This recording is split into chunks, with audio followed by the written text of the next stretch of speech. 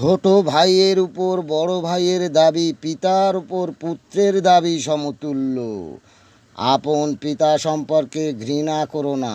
যে ব্যক্তি পিতার সঙ্গে সম্পর্ক ছিন্ন করে সে নিশ্চয়ই কুফরি করে।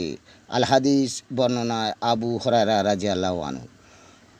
আমাদের বড় হজরত মাওলানা ইলিয়াস সাহেব রহমতুল্লাহ আলাইহি বলেছেন, আমাদের দাওয়াত ও তাবলিগ জামাতের মেহনতকারীরা অলি বুজুর্গদের কেরামতের আশা নয়, তবে আমাদের উপর আল্লাহর মদত সচক্ষে দেখতে পারবে।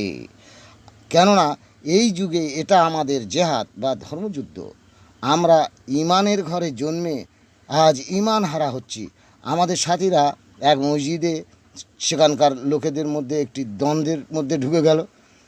দ্বন্দ্ব হলো ভালো, তারাবি নামাজ 8 রেকাত না 12 রেকাত না 20 রেকাত। তারা বলল ওই তো জামাতি ভাইরা আছে। আমির সাহেব বোঝে বেশি, জিজ্ঞাসা করা হোক। আমির সাহেব তারাবি কয় রেকাত? বলল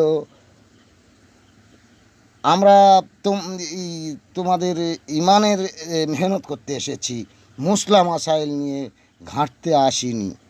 তারা বলল কি করতে এসেছেন বুঝিয়ে বলুন।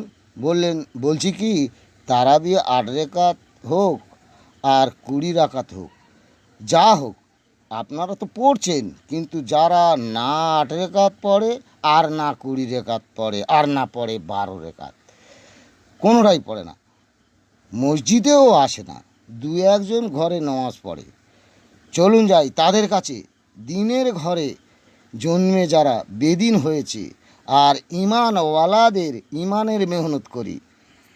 আল্লাহ পাক কালামে বলেছেন, ইয়া আইয়ুহাল্লাযীনা আমানু আমিনু, হে ঈমানদারগণ তোমরা ঈমান আনো। এলাকার লোক জামাতের মধ্যে জুড়ে যায়।